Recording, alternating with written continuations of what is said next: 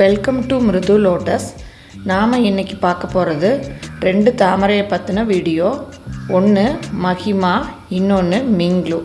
இந்த 2 தாமரையை பற்றி இப்போ நம்ம பார்க்கலாம் வாங்க. இது மஹிமா அப்படிங்கிற தாமரையோட செடி. இது மொட்டு, இதுதான் ஃபஸ்ட்டு பட்டு. இதோட தாமரை மொட்டு பார்த்திங்கன்னா பர்பிள் கலரில் தான் இருக்கும். பொதுவாக ரெட் கலர் லோட்டஸ் எல்லாமே பட்டு பர்பிள் கலரில் தான் இருக்கும். ராணி ரெட், அதுக்கப்புறம் ரெட் லாக்கும், இது எல்லாமே பார்த்திங்கன்னா செடியும் சரி பட்டும் சரி இலையும் சரி பர்பிள் கலரில் தான் இருக்கும்.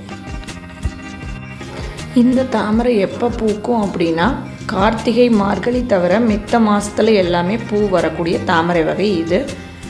இது எப்படி வளரும் அப்படின்னா, முதல்ல கிழங்கு வாங்கி நம்ம நட்டதுக்கப்புறம் ஒரு பூ இல்லை 2 பூ பூக்கும். அதுக்கப்புறம் டார்மண்ட் போயிட்டு நல்லா கிழங்கு பெருசாக ஃபார்ம் ஆகிட்டு அதுக்கப்புறம் ஒரு இலைக்கு ஒரு பட் வர தொடங்கும். அது ஏன் அப்படின்னா, இந்த செடி முதல்ல நம்ம கிளைமேட்டுக்கு நல்லா செட் ஆகிட்டு அதுக்கப்புறம் தான் பூ வர தொடங்கும்.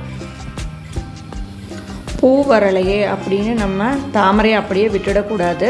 நம்ம ரீபாட் பண்ணி கொடுத்தோம்னா எல்லா தாமரையுமே நல்லா பூக்க ஆரம்பிக்கும். பூ பூத்த உடனே அந்த பூவை நம்ம பறித்து எடுத்துடணும். அப்போ தான் அடுத்த மொட்டு வர்றதுக்கு அந்த தாமரை செடிக்கு ஏதுவாக இருக்கும். நம்ம அப்படியே விட்டுட்டோன்னா அடுத்த மொட்டு வர ரொம்ப லேட்டாகும், இல்லை ஒரு சில டைமில் மொட்டு வராமையே போகலாம். இப்போ நீங்கள் பார்த்துட்டுருக்கிறது அந்த தாமரையோட கிழங்கு தான்.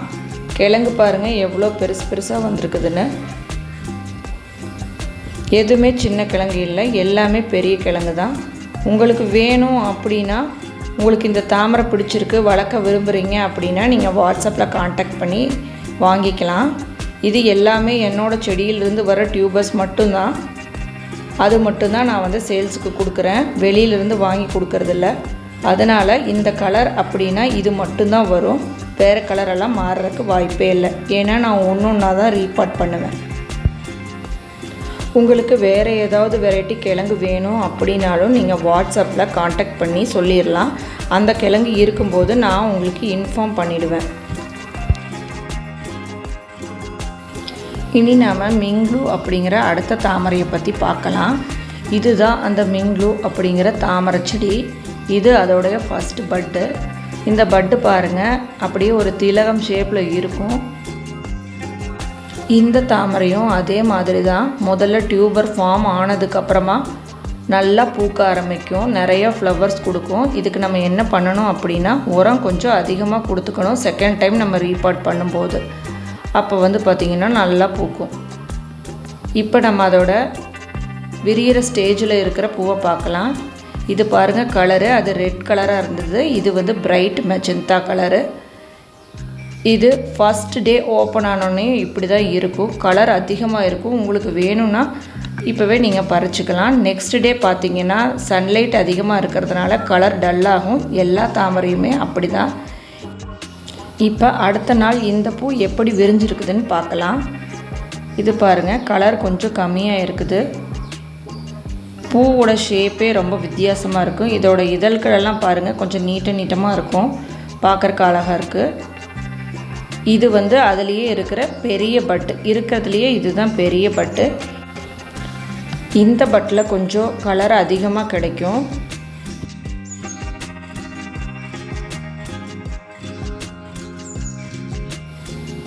இப்போ இந்த மொட்டு விரியும் போது எப்படி கலர் வந்திருக்குதுன்னு பார்க்கலாம்.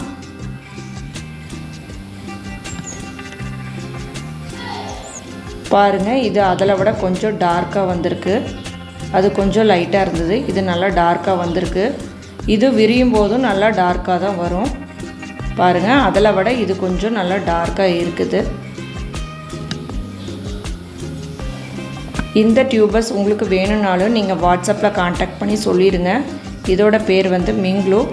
இது நல்லா டார்க் மெஜந்தா கலரில் தான் இருக்கும். இது வெயில் எடுத்த ஃபோட்டோ அப்படிங்கிறதுனால உங்களுக்கு கொஞ்சம் லைட்டாக தெரியுது, அவ்வளோதான். மறுபடியும் அடுத்த வீடியோவில் பார்க்கலாம். நன்றிங்க.